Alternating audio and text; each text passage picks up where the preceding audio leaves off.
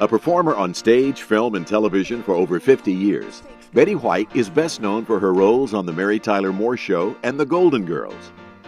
She's also a lifetime animal lover and supporter of numerous animal charities and organizations. Originally from Illinois, Betty's family moved to Los Angeles when she was just a young girl. I was never that conscious of the Hollywood stuff. I was always going to be a writer.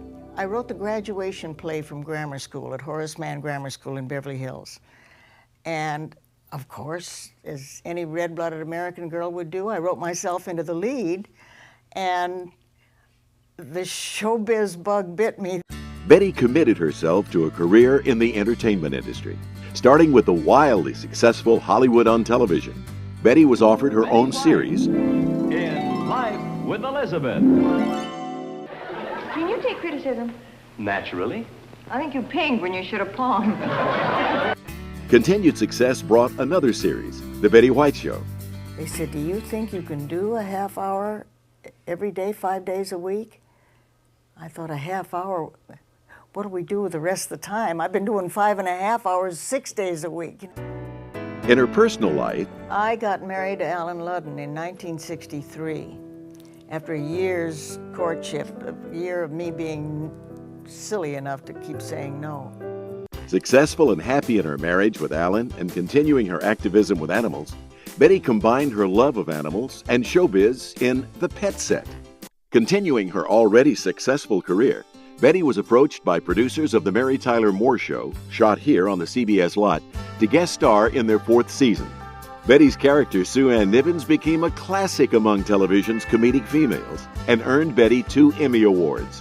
One of the most majestic moments was when she had so castrated Murray that she had him being fitted for a wedding dress. I mean, it's humiliating. Look, I told you I've got a lunch date.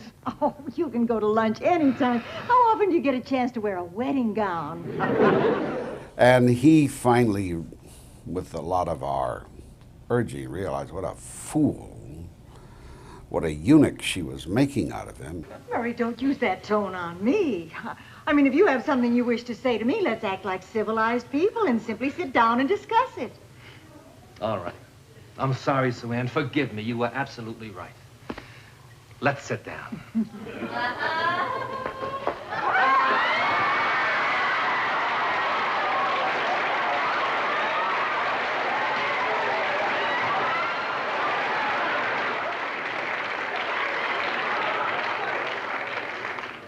Could use a little more vanilla.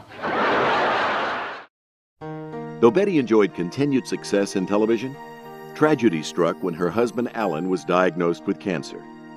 Sadly, in 1981, Alan passed away, and Betty lost the love of her life. Then, in 1985, Betty was offered a role on a series that would emerge as another lasting television success. Blanche, how do you tell a slut from a yearbook? Oh, how do you tell a slut from a yearbook? You don't have to buy a yearbook dinner. Rose. You can take a yearbook home to your parents. Rose. There's nothing wrong with having a yearbook on the coffee table. Rose, this isn't a riddle. Well, make it one. I had 3 good answers. An instant success, all the women of the Golden Girls were nominated in their 1st season, and Betty won her 3rd Emmy that year. An Emmy nomination for The Practice in 2004 led Betty to securing another memorable role on Boston Legal. That's what I struggle with, I think. Better? Oh.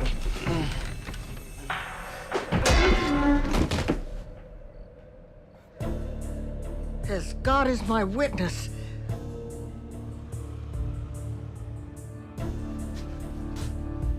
my only witness. Betty's success continues today with recent appearances on The Simpsons, Family Guy. Hi, I'm Betty White. I just got a subpoena regarding an erotic novel, and I'm looking for the son of a bitch responsible. And CBS series The Bold and the Beautiful.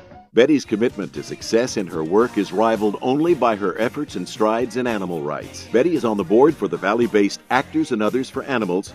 She also participates actively with the Morris Animal Foundation and the Los Angeles Zoo. She was very obviously involved with the zoo, and this is why I asked her to become one of the leaders in taking care of animals in Los Angeles by becoming vice president of the Zoo Commission. Her tireless dedication to community and animal rights, as well as her decades-long career as one of the most recognizable faces in television, makes Betty White a true star of the Valley.